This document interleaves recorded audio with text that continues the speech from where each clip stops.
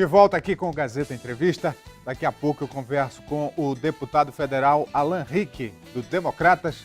Vamos falar de política, né? Falar do mandato também, mas o foco agora é política, campanha eleitoral. O processo eleitoral está aí às portas. Daqui a pouco a gente vai debater. Tem muitos assuntos. Antes de chamar o deputado, deixa eu abraçar aqui os nossos parceiros da Copserge. Olha, a Copserge é a maior cooperativa do Acre. É uma instituição que gera trabalho e renda para milhares de famílias. Ser um cooperado é estar presente, é unir forças, é confiar no futuro. Ser um cooperado é acreditar no trabalho, estar sempre pronto, com a certeza da vitória. A Copserge acredita no cooperativismo como instrumento de integração, desenvolvimento e prosperidade. Valores que há 18 anos estão presentes em nosso dia a dia. Copserge, feita por pessoas para pessoas. De volta aqui conosco o deputado Alan Rick, do Democratas, deputado que fazia algumas semanas que não vinha aqui no programa, deputado. Muito trabalho lá em Brasília. Muito trabalho e saudade aqui do nosso público, do Gazeta Entrevista, de ter sempre essa oportunidade de conversar, fazer uma prestação de contas do mandato. Obrigado pelo carinho, viu, Rogério, de receber a gente. Eu quero começar, deputado, a casa é sua, o senhor sabe disso. Obrigado. Eu quero começar falando de um assunto que lhe preocupou muito nos últimos dias, e não só o senhor, como a população do Estado, que é essa questão das emendas que o senhor empenhou, o dinheiro está aí à disposição, mas que não chegou onde devia. Tanto a Prefeitura de Rio Branco, como também lá em Sena Madureira, que o senhor direcionou recursos e até hoje as obras não foram executadas, nem sequer foram licitadas. Como é que está essa situação? Olha, Rogério, é bastante preocupante quando você que acompanha a política sabe da luta dos deputados para conseguir o empenho de recursos para obras que são fundamentais para o nosso Estado. Vamos começar, você citou Sena Madureira. Em 2016, nós empenhamos 4 milhões de reais para a reconstrução e reforma do Hospital João Câncio Fernandes. Uma obra que vai atender principalmente a questão da saúde, que, no meu entendimento, é a mais importante quando se refere a serviços públicos para a população. Esse recurso já está empenhado e disponível para que o governo do Estado realize a licitação e possa fazer a obra que a população de Sena Madureira tanto espera. E eu tive a informação na semana passada de que, enfim, houve a ordem do governo para licitar a obra. Eu espero que seja verdade, porque o prazo final para que o dinheiro retorne aos cofres do Tesouro Nacional é junho deste ano. Nós já estamos em abril, iniciando praticamente maio. Então, se o governo não licita agora, perde o recurso. Da mesma forma para o Hospital de Acrelândia. São 2,5 milhões de reais e até hoje a obra sequer foi licitada. Recentemente, nós tivemos essa informação e olha o nosso medo, a nossa preocupação. É de acontecer com os recursos dos hospitais e de outros recursos que eu coloquei também para o Estado, como os recursos para a segurança pública, recursos para outros hospitais, como o do Santa Luzia, lá em Cruzeiro do Sul, o que aconteceu com o Rio Branco. Foram 13 milhões e 800 mil reais alocados como emenda de bancada quando eu era coordenador da bancada. Fiquei até véspera de Natal e Ano Novo lá em Brasília, cuidando para que esse recurso fosse devidamente empenhado para essas obras em Rio Branco. E quando recebi, você recebeu o documento, passei em suas mãos, o comunicado do programa Calha Norte, do Ministério da Defesa, de que até o dia 19 de janeiro de 2018, a Prefeitura de Rio Branco sequer tinha enviado os projetos para apreciação pelo programa. O programa precisa analisar os projetos, eles precisam estar adequados a todas as determinações do programa Calha Norte para que o recurso que já estava empenhado fosse liberado para a execução das obras. A nossa surpresa é que enviei ofício à Prefeitura, entrei em contato com o Ricardo da Vetor, que foi a empresa contratada pela Prefeitura para realizar os projetos, e ele realmente disse, olha, deputado, está com atraso, nós estamos nos adequar às exigências do Calha Norte, mas não tem justificativa a Prefeitura demorar 1 ano para iniciar o processo. Por que o senhor acha que isso está acontecendo, deputado? É questão política pelo fato do senhor ser da oposição? Rogério, eu quero dar, tanto ao governo do Estado quanto à Prefeitura de Rio Branco, o bônus da dúvida, de que estejam realmente com dificuldades de apresentar projetos. Eu vou dar esse bônus de dúvida. Porque se não for isso, se for retaliação por ser emenda de um deputado de oposição, para que o recurso seja perdido de propósito, aí já passa para uma área que nós temos que acionar Ministério Público, por improbidade administrativa, e eu quero crer que não seja isso. Eu quero crer que tanto o governo do Estado quanto o ex-prefeito Marcos Alexandre tenham cometido equívocos por incompetência ou por falta de cuidado, enfim, ou celeridade no andamento desse processo. Desses casos todos aí, tem algum que o prazo já venceu, que já não tem mais como voltar? O de Rio Branco, por exemplo, o prazo final era 28 de março. Um projeto de 5 milhões de reais para drenagem em várias áreas que alagam em Rio Branco, como o Conjunto Manuel Julião, bairro Carandá, Nova Estação, várias áreas tropical que são alagadiças, historicamente alagadiças em Rio Branco, e que o projeto contemplava a drenagem e pavimentação dessas áreas.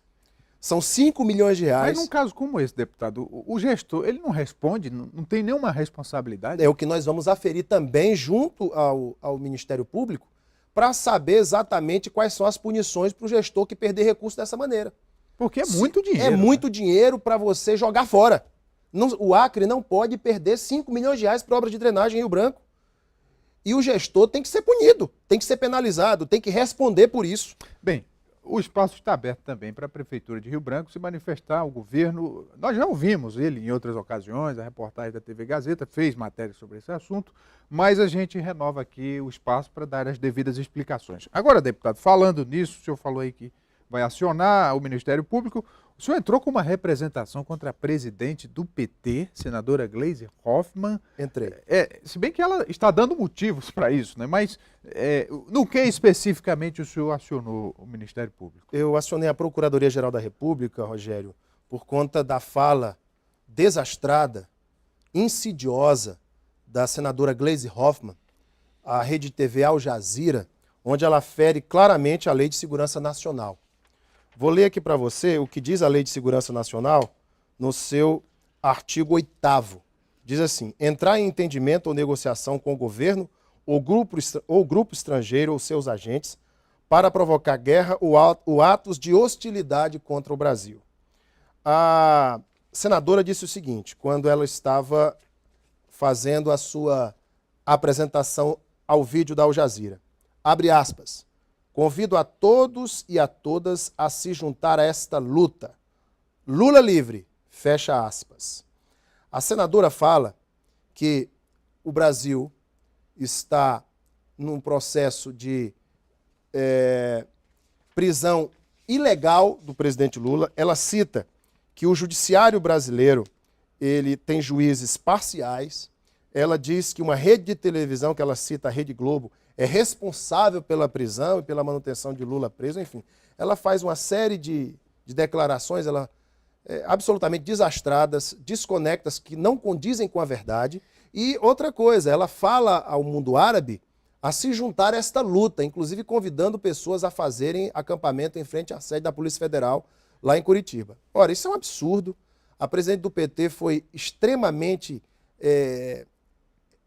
Vou usar um termo aqui para não ser muito duro. Ela foi extremamente infeliz nas declarações dela e vai ter que arcar com as consequências disso. A Lei de Segurança Nacional é clara, nós entramos com essa representação, não apenas eu, mas outros deputados também estão entrando com essa representação, porque não se pode colocar em xeque a soberania do país, a segurança nacional, por conta dessa fantasia que o PT criou de que Lula é um preso político. Todo mundo sabe que ele foi condenado em segunda instância, com o devido processo legal obedecido em todas os direitos de defesa, ampla defesa do contraditório. Então não cabe esse discurso mentiroso. E tem mais, o próprio empreiteiro, dono da OAS, seu Léo Pinheiro, disse que o apartamento triplex era de Lula. Temos a denúncia do próprio dono da OAS que falou isso. Quando eu vi aquele vídeo da senadora, eu achei que era fake news, montagem, coisa do tipo. Mas depois se confirmou que é verdade. Agora, o Senado também pode entrar com uma representação contra ela, a Comissão de Ética, por exemplo. Pode, e eu tenho já informações que outros senadores também vão representar contra a presidente do PT, porque isso é um claro desrespeito à Lei de Segurança Nacional e uma incitação a atos de hostilidade contra o judiciário brasileiro, contra os poderes da República e contra o próprio povo brasileiro. Deputado, outro assunto polêmico essa semana aqui no Acre foi a aprovação na Câmara Municipal de Rio Branco do Estatuto da Família. O Ministério Público diz que é inconstitucional, a OAB diz que é inconstitucional e agora a prefeita já disse que vai vetá-lo. O senhor o que pensa sobre isso? Primeiro, eu acho que não houve o devido debate com os segmentos que representam a família tradicional no Acre, as igrejas evangélicas, católicas, que deveriam ter sido ouvidas.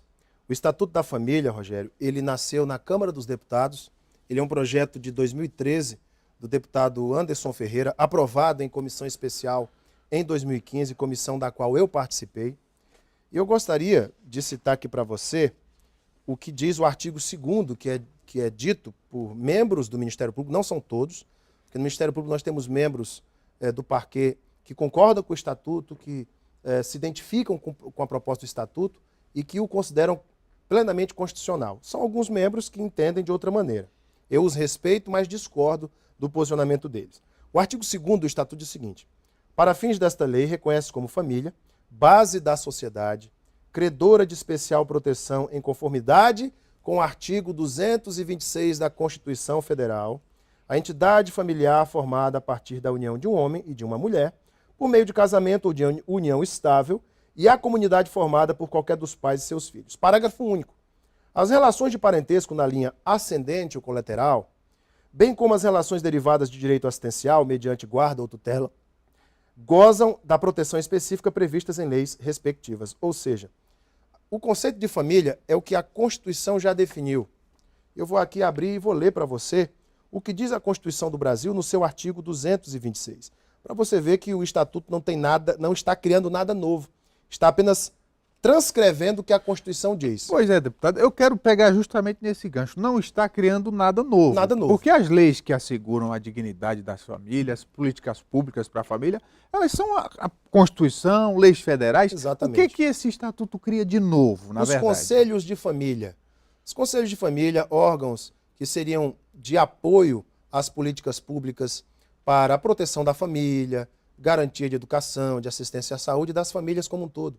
O Estatuto não cria nada novo, o Estatuto não estabelece nenhum tipo de discriminação, até porque o Supremo já entendeu a união estável entre pessoas do mesmo sexo. Então, o Estatuto, ele só estabelece uma regra, que a Constituição tem que ser obedecida. E quais seriam os papéis, ou o papel desse Conselho de Família? Aqui está, inclusive no Estatuto, ele estabelece que os conselhos de família seriam responsáveis por debater junto com o poder público e com a sociedade políticas públicas favoráveis à família. Nessas que eu te falei, no âmbito da assistência social, da saúde, enfim, aquilo que já está previsto, inclusive, no artigo 227 da Constituição Federal, que é a família e que cabe aos pais todo esse aparato, junto com o Estado, de proteção à família e aos seus filhos. Ou seja, o Estatuto, ele estabelece apenas que aquilo que está na Constituição seja transformado em prática, só isso. Não há nenhuma inconstitucionalidade, até porque os outros artigos que são contestados pela OAB, inclusive ontem eu tive uma boa conversa com o doutor Eric Venâncio, da OAB, e falava a respeito disso. Perguntei a ele, doutor Eric, eu não vi a OAB, por exemplo, se posicionando, e alguns membros do Ministério Público, contra a proposta da ideologia de gênero nos planos de educação.